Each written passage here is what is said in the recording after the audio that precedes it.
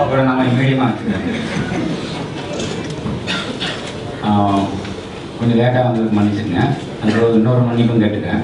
காலையில் ஏதாவது அசௌகரியங்கள் நடந்திருந்ததுன்னா மன்னிச்சுங்க.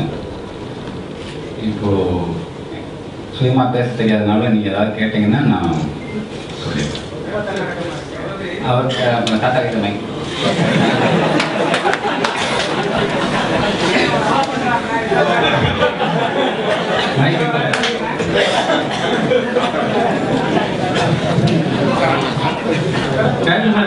சினிமாவில் எல்லாரும் சென்டிமெண்ட்டாக பார்க்க நீங்கள் பரதேசினி டைட்டில் வச்சுருக்கீங்களே, என்ன காரணம்? ஆனால் சென்டிமெண்ட்டே பார்க்க மாட்டேன்னு உங்களுக்கு தெரியுங்களா? கொடுத்தீங்கன்னா பண்ணுறது ரொம்ப கவித்துவமான விளக்கம்லாம் கொடுக்க முடியாது. ஊர் விட்டு ஊர் பிரதேசம் போகிற ஒரு பிரதேசி, அவ்வளோதான். என்ன நோட் பண்ணுறீங்க? ஏதாவது தலைக்குள்ள கிடையாது.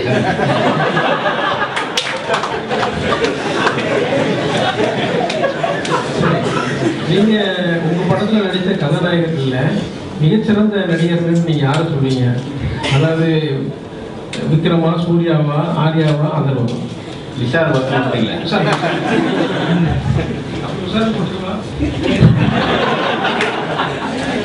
நீங்க என்னன்னா போட்டுங்க. ஆனா இவங்க எல்லாரையும் விட சிறந்த நடிகன் நான் தான்.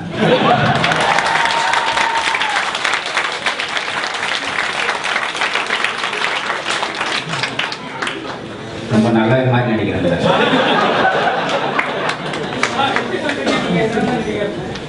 நல்ல மாதிரி நடிச்சிருக்கேன் இல்லையா உங்களுக்கு எல்லாரும் முன்னாடியும். நாங்க சொன்னா தப்பா நினைச்சீங்கன்னு பார்த்தா நீங்களே. ஆனா என்னோட சிறந்த நடிகர் நீங்க. அது ஞாபகம்க்கா? ஒரு படத்தை நடிச்சிருந்தீங்களே, ரொம்ப நல்ல கதாபாத்திரம். உங்களுக்கு எல்லாருக்கும் தெரியும், இங்க உள்ளவங்களுக்கு தெரியுதா இல்லையா? உங்க எல்லாருக்கும் தெரியும், வெளியவே மாட்டீங்க. படத்துல நடிச்ச ஹீரோ எல்லாம் பெரிய லெவலுக்கு போயிட்டாங்க. ஆனா ஹீரோயின் எல்லாருமே சென்டிமெண்டா என்னன்னு தெரியல. சொல்லிக்கிற அளவுக்கு அவங்க படத்துல நடிச்சதுக்கு அப்புறம் ரெண்டு பேரும் அந்த வாய்ப்பு கிடைக்கும்.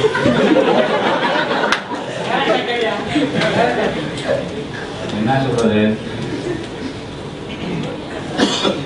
இந்த சங்கீதா பிரமாதமா வந்திருக்காளு. அவ்வளோ சும்மா சொல்லக்கூடாது. எவ்வளோ பெரிய ஆர்டிஸ்ட் ஆகிட்டா. அதுக்கப்புறம் பிதாமானுக்கு அப்புறமும் பிரமாதம் பண்ணிட்டாரு. லைலா நீங்களே பட்டையை கட்டி விட்டீங்க, எனக்கு அவ்வளோ லவ்னு சொல்லிட்டு. அதுக்கப்புறம் இவங்க ரெண்டு பேரும் நிச்சயமா பிரைட்டாக வர்றதுக்கு 100% வாய்ப்பு இருக்கு.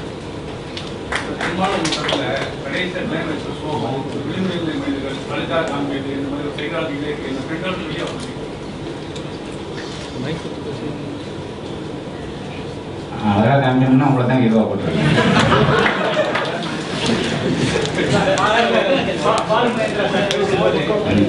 உலக சினிமாவுக்கு தமிழ் சினிமா போகிறது ஒரு தாவல் கட்டி சொன்னார். அது ரொம்ப பெரிய வார்த்தை. அதை நீங்க தான் சொல்லணும், நான் சொல்லக்கூடாது. விமர்சகர்கள் தான் சொல்லணும். நான் வந்து என்னோட படம் வந்து உலக தரத்தில் இருக்குன்னு நானே சொல்லிக்கிட்டு இருந்தேன்னா அது எனக்கு கூச்சமா இருக்காது. சார் ஜெரி சார் எப்படி சார் தேர்ந்தெடுத்தீங்க? ஜெரி சார் எப்படி தேர்ந்தெடுத்தீங்க? என்ன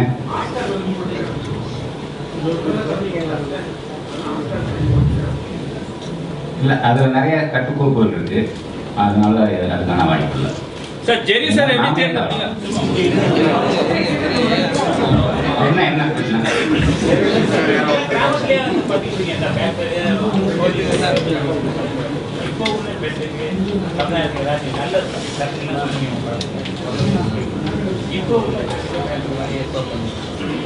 இப்ப என்ன ட்ரெண்ட் இருக்கு அதை சொல்லுங்க.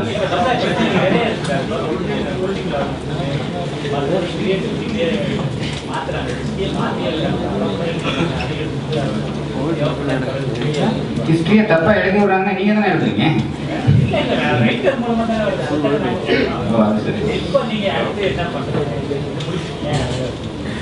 இது முடிக்கிறதே பெரும்பாடாயிடுச்சு. நீங்க அடுத்து என்னன்றதை இனிமேல் தான் யோசிக்கணும்.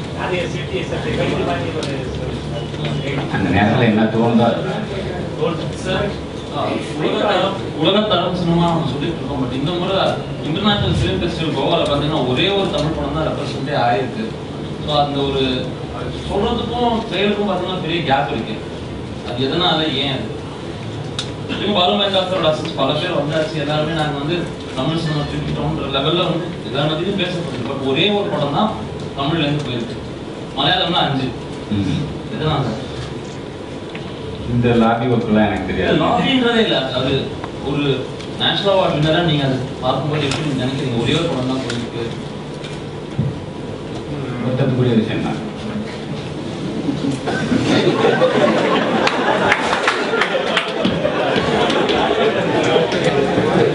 நான் என்னையும் சேர்த்தேன் சொல்றேன்.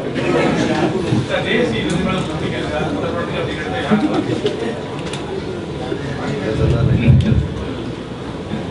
யாருக்கெல்லாம் கிடைக்கும்னு கேட்கும். என்ன கேட்டால் நான் எல்லாரும் கிடைக்கும் தான் சொல்லுவேன். அதர்வாகி ஹீரோவாக கிடைக்கணும், ஜிவி கிடைக்கணும், சப்போர்ட்டிங் ஆக்டர்ஸ், ஹீரோயின்ஸ், இது எல்லாருக்கும் செடியன் கிடைக்கணும், எல்லாரும் கிடைக்கும் தான் சொல்லுவேன். என் படம் இல்லையாது, ஆசைப்படலாம், என்ன நடக்குதுன்னு பார்ப்போம். இல்லை முழுக்க முழுக்க உண்மை கதைன்னு சொல்ல முடியாது. உண்மை கதையில் கொஞ்சம் நான் என்னோட கற்பனைகள் ரொம்ப சௌகரியம்.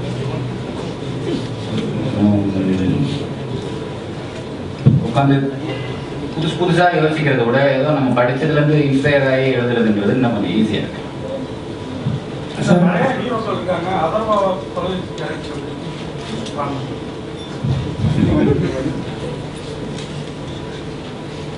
ஏன் அவனை பார்த்தா ஹீரோ தான் தெரியல. எனக்கு அது தேவைப்பட்டது. ரெண்டாவது எனக்கு அது கடமையும் கூட.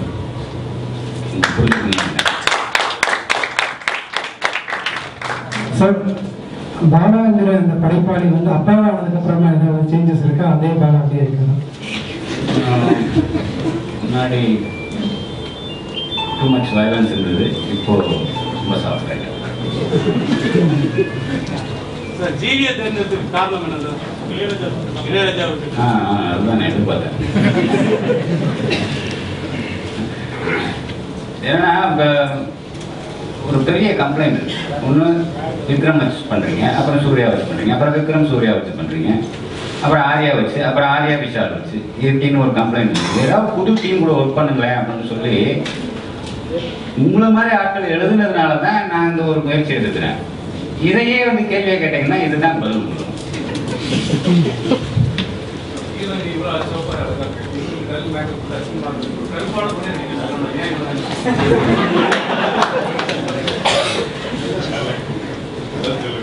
நல்ல கேள்வி, நல்ல கேள்வி. திரும்ப கேளுங்க பார்ப்போம். இல்லை கேளுங்க.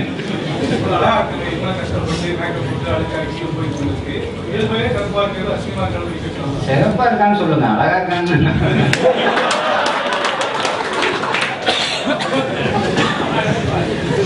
என்னன்னா கருப்பா இருக்கிற பெண்களையும் நடிக்க வச்சிருக்கிறேன். அந்த பொண்ணு ரித்விகா, அவளை அறிமுகப்படுத்திருக்கிறேன். ஒரு முக்கியமான கதாபாத்திரம் நடிச்சிருக்கா. அவளுக்கு ஒரு சேர் போடுங்க. அதனால எனக்கு இந்த Bombay artist, south Indian, north Indian இதுல எல்லாம் நம்பிக்கை இல்லை. எல்லாருமே இந்தியன் சொல்லலாம்.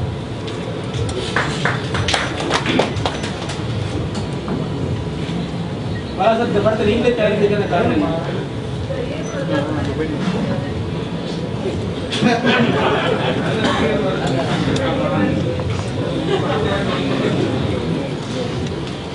நானே நடிக்கணும்னு கேட்பீங்க. கேட்கும் போது உங்களுக்கே சரி போடலையா?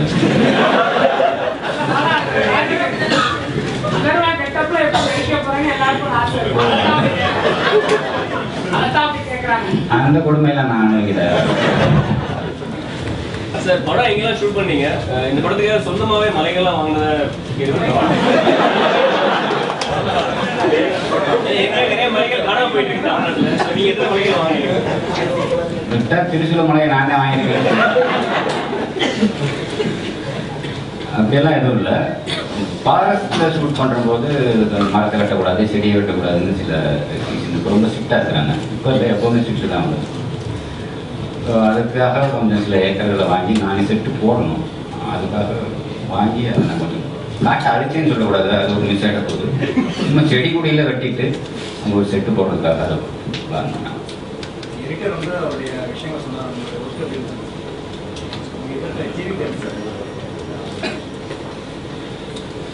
நானும் அதிகம் பேச மாட்டேன், அவனும் பேச மாட்டேன்றேன்.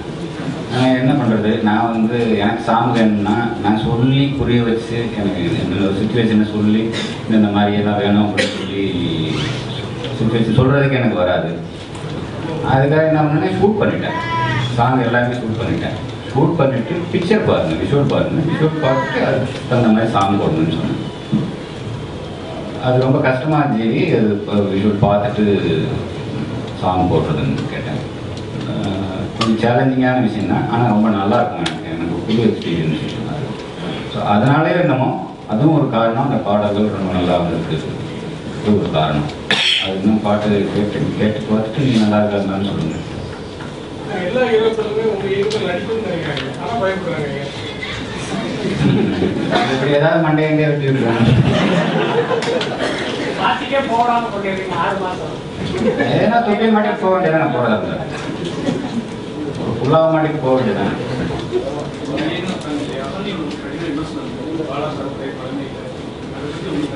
இல்லை, அந்த விமர்சனம் தான் நான் ஏற்றுட்டேன். அதே சமயம் பொருளாதார ரீதியாக எல்லாரையுமே திருப்திப்படுத்தணும் படம். மற்ற படம்லாம் திருப்திப்படுத்தலையா அப்படின்னு சொல்லி திரும்ப மற்ற படங்கள் திருப்திப்படுத்துறது, இது கொஞ்சம் அதிகமாக திருப்திப்படுத்துது. ஆமாம், வேற ஒரு கலர் பண்ணணும். 41. சார், நீங்க சொன்னீங்களா அப்பா ஆனதுக்கு அப்புறம் வயலன்ஸ் கம்மி பண்ணிட்டு படம் எடுக்கிறேன்னு சொல்லிட்டு, முடிஞ்ச மட்டும் குழந்தைகளுக்காக ஒரு படம் எடுப்பீங்க, ஒரு பொறுப்பான அப்பா எடுக்கலாமே.